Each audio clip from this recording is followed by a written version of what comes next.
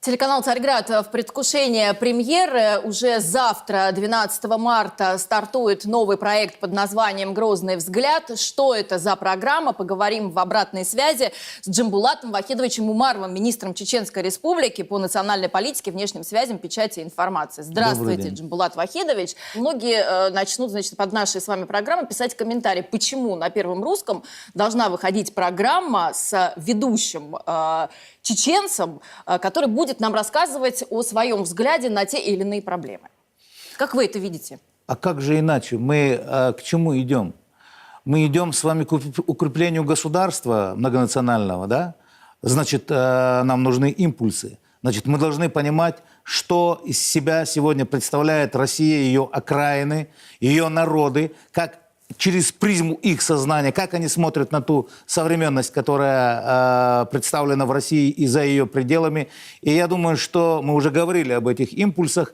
Очень правильно был сделан и вами, и нами выбор в пользу того, что людям интересно посмотреть, как на те или иные события реагирует республика, которая еще вчера считалась мятежной. Республика, в которой живет народ, который прошел через страшные кровавые перипетии войн, страданий, репрессий. И непонимание, которое и сейчас очень часто встречается на нашем пути, на пути нашей с вами адаптации, на пути интеграции чеченцев после вот тех страшных войн, которые произошли на территории Чеченской Республики, после этой тяжелой, которая досталась нам очень кровавой, очень большой ценой победы над международным терроризмом. И я хочу, чтобы люди видели, что сегодня происходит между русским и чеченским народами. Потому что эти народы сегодня, кто бы что ни говорил, но чеченцы обязательно олицетворяют собой весь Кавказ. Они олицетворяют собой горские народы Кавказа. И не зря говорили очень многие наместники, очень многие наместники царей говорили о том, что если в Чечне спокойно, значит спокойно в империи. Вот. Поэтому этот грозный взгляд будет направлен, не грозный взгляд Джамбулата Умарова. Но будет не грозный. Нет, конечно. Потому что, нет, да, это грозный точка, взгляд точка, да, чтобы понимали, что мы бы хотели транслировать всей остальной стране нашей, что для, скажем, чеченского народа сегодня представляет такое понятие, как русский мир. А что? Что представляет, я отвечу, что представляет, как чеченцы смотрят на те процессы, которые происходят сегодня в России.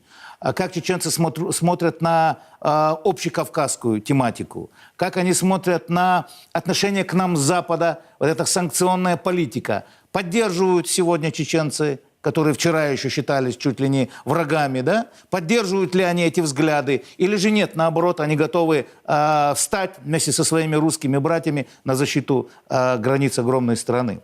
Поэтому что для чеченцев русский мир? Разумеется, сегодня прийти и сразу сказать, что неподготовленному зрителю объяснять, что такое русский мир, сейчас будет очень сложно. Поэтому мы с вами и вступили на эту стезю разъяснения русским, кто такие чеченцы, а чеченцам, что такое русский мир. Потому что если я говорю сегодня с вами по-русски, если я вырос на русской литературе и изучал профессионально русскую историю, то, разумеется, я тоже являюсь частью этого русского мира с точки зрения собственного интеллекта. Хотя я был, есть и остаюсь корнями своими и самосознанием своим мусульманином, чеченцем. Джамбулат Вахидович, скажите, пожалуйста, а вот в самой Чечне каков взгляд на русский мир? Вот есть понимание? Вы говорите, что чеченцам надо будет тоже разъяснять, да, определенные вещи. Каково там осмысление? Осмысление очень простое. Чеченцы никогда не углубляются в вопросах, скажем, войны и мира очень глубоко. Да?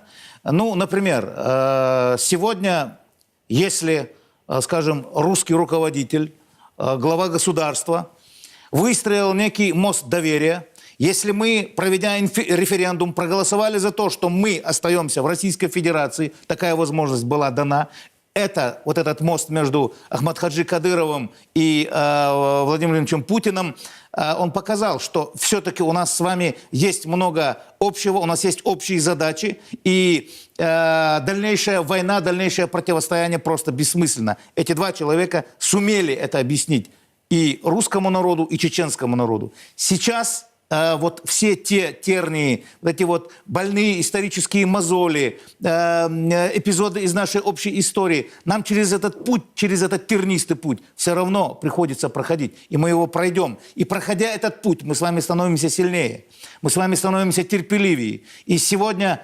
для чеченца встать на защиту рубежей большой страны становится все более и более делом чести. И многие ребята сегодня жалуются, а почему квоты, там порядка 500 человек только могут служить в российской армии. Вот пусть уберут квоты, мы хотим служить в армии, в этом государстве, защищать его и так далее. Потому что такие понятия, как чеченец и оружие, это абсолютно, так сказать, тождественные понятия, и их невозможно разделить. Поэтому, так сложилась история. Поэтому это оружие должно быть направлено против врагов России. Скажите, очень много мифов, да, о Чечне, о чеченцах. Вот какие главные мифы вы собираетесь развеивать?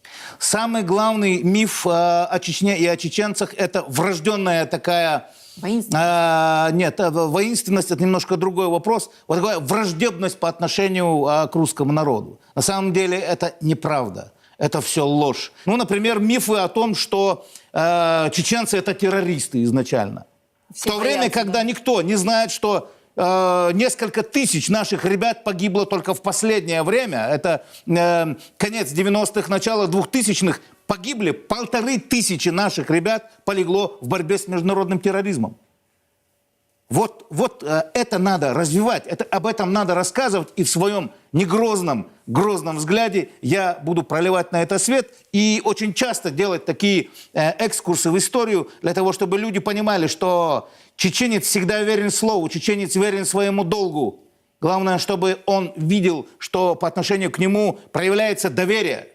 Главное, если ты хочешь, чтобы чеченец был твоим верным и преданным другом до конца жизни, дай ему понять, что ты ему доверяешь. Джамбулат Вахидович, скажите, а вы будете читать комментарии под вашими программами, и какую реакцию вы ждете от людей?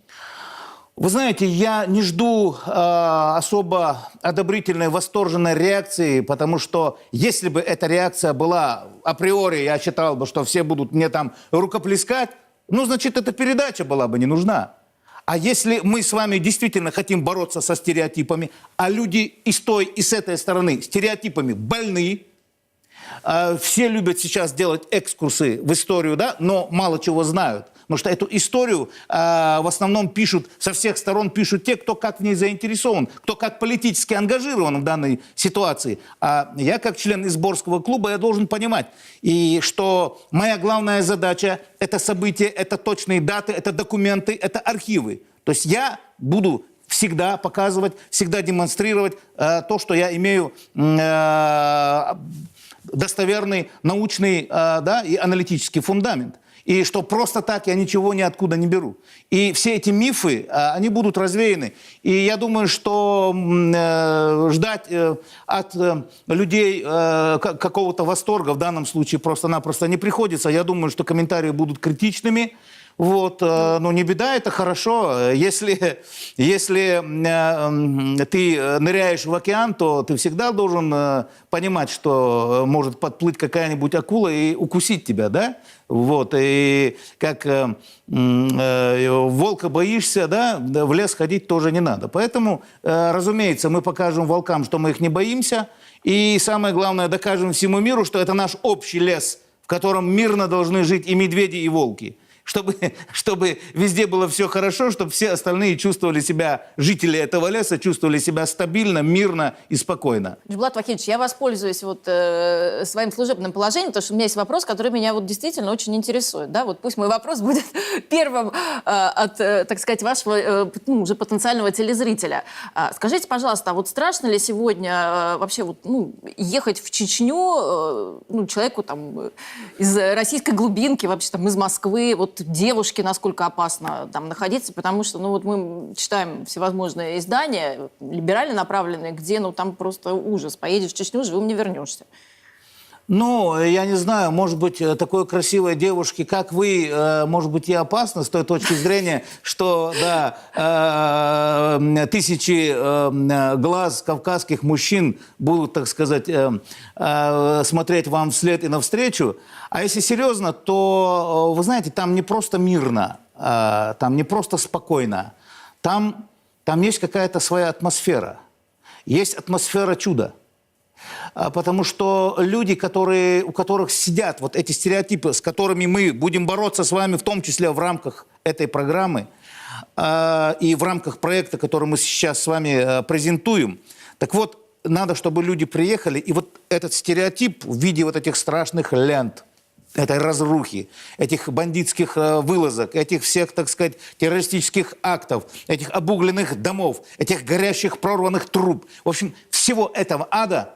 Вот этот контраст, когда ты приезжаешь в Грозный и видишь эти небоскребы, когда ты видишь эти вычищенные до блеска проспекты, школы, искрящиеся детскими улыбками наши дворы, да, и вот когда вы увидите, вы зайдете в кафе, вы зайдете еще в какие-то заведения в Грозном, на его окраинах, по селам обязательно нужно проехать, в горы, посмотреть. И вы знаете, вы тогда поймете, откуда эти недра, вы тогда поймете, откуда эти импульсы. Вы эти импульсы ощутите на себе. Я сейчас в этом эфире даю вам слово, что вы оттуда вернетесь совершенно другим человеком. Нет, вы будете таким же красивым и умным человеком, но у вас изменится этот стереотип.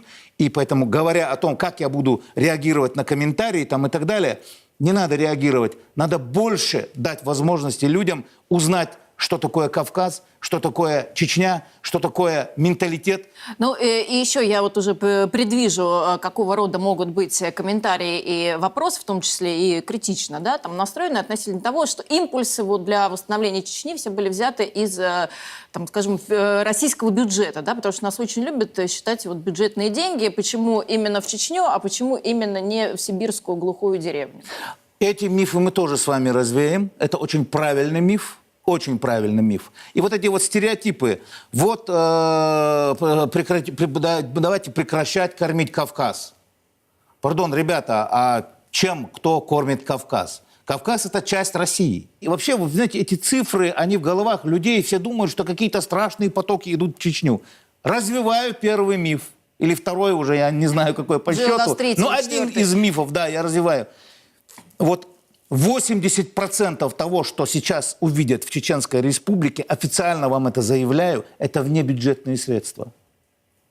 Это внебюджетные средства. Это наши бизнесмены, это иностранные инвесторы, турецкие, Эмираты, Саудия. В Чеченскую Республику хотят вкладывать деньги. В Чеченской Республике есть несколько объектов инфраструктуры, которые строятся на арабские деньги. А зачем нам сегодня, когда мы живем в кольце разных санкций, когда нас сдавливают со всех сторон, почему бы нам не привлекать те же самые арабские деньги? Почему бы нам не привлекать деньги из Юго-Восточной Азии? Там тоже живут мусульмане. Почему бы исламский мир активнее не вовлечь вообще, так сказать, в геополитические процессы в интересах России?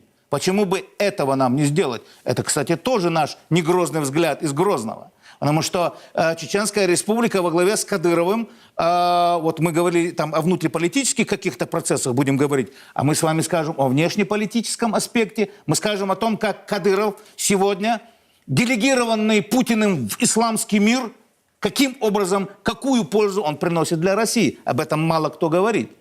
И не забывайте, что это уже помимо, так сказать, исламского мира, у нас граница есть, ну, почти граница с НАТО, 86 километров общей границы с Грузией. Куда? Грузия, которую я считаю, кстати, братская. Кто знает, может быть, завтра Грузия окажется в НАТО. Мы не можем этого предречь. Тогда Чеченская Республика, да, вот эта граница становится непосредственным, так сказать, местом разлома, да, рубежом. И кто стоит на этом рубеже? На этом рубеже стоит чеченский народ. И если этот чеченский народ со всех пушек СМИ, в том числе российских, будет оплеван, если его лишат доверия, если ему постоянно будут бить по носу, значит, бюджетными деньгами, которых он не получал или получил по заслугам, да? Вот постоянно вот это вот, если это не прекратится, как мы собираемся делать из Чеченской Республики горский форпост на рубежах России? Каким образом? Именно эти ребята первыми пойдут в бой. Ух, я боюсь, что сейчас, Джумбулат Вахидович, мы просто с вами весь грозный взгляд, который вы запланировали здесь, да? Не на волнуйтесь. многие программы, выложим Да. здесь. Давайте коротко, о чем будет первая ваша программа, первый выпуск, которого все с нетерпением будут ждать после нашего с вами интервью. Вообще этот славный поход наш с вами должен начаться с того, что мы должны разъяснить людям, кто такие русские, кто такие чеченцы сегодня и что их соединяет, что их связывает и что их разделяет, и что нас ждет впереди. Ну что ж, Джумбулат Вахидович, я желаю вам удачи. Напомню всем, что на телеканале «Царьград» премьера «Грозный. Взгляд». Ведущим этой программы будет Джумбулат Вахидович Умаров, министр Чеченской Республики по национальной политике, внешней связям, печати и информации. Спасибо вам за то, что пришли и рассказали Спасибо, об этом дорогие уникальном мои. проекте. Спасибо.